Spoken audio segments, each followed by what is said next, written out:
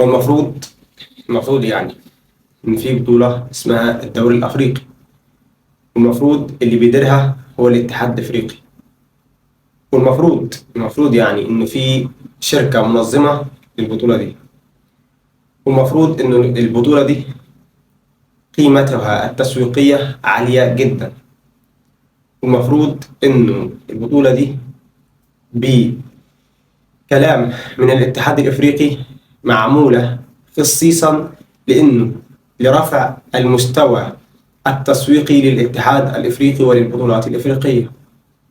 والمفروض انه في انديه بتشارك في البطوله دي، المفروض برضو انه الانديه دي انديه كبيره، والمفروض انه ما ينفعش الاتحاد الافريقي يغير مواعيد مباريات مهمه زي مباراه الاهلي وصن داونز في خلال 24 ساعة من قبل بداية المباراة. كل اللي بنشوفه ده هو ما يدل على العبث الموجود داخل الاتحاد الافريقي لكرة القدم. خرج علينا قرار من الاتحاد الافريقي بتغيير موعد مباراة الذهاب ما بين الاهلي وصن داونز، بدل من الساعة 7 مساء للساعة 13 وهو الوقت المحبب لصن داونز والمحبب لفرق جنوب افريقيا. فكمية العبث اللي احنا شايفينها دي دي بتعكس مدى الجهل الموجود داخل الاتحاد الافريقي ومدى العبث الموجود داخل الاتحاد الافريقي.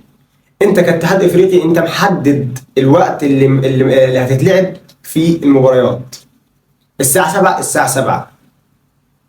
طبعا الناحية التانية النادي الاهلي بيطلب من الاتحاد الافريقي تأجيل المباراة بتاعت العودة 24 ساعة أو 48 ساعة عشان السفر والوقت وإرهاق اللاعبين من مباراة الذهاب اللي هتكون يوم الأحد.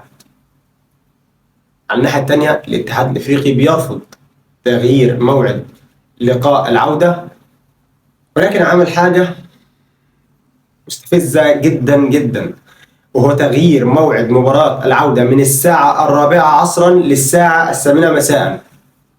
4 ساعات بس تغير موعد لقاء العودة.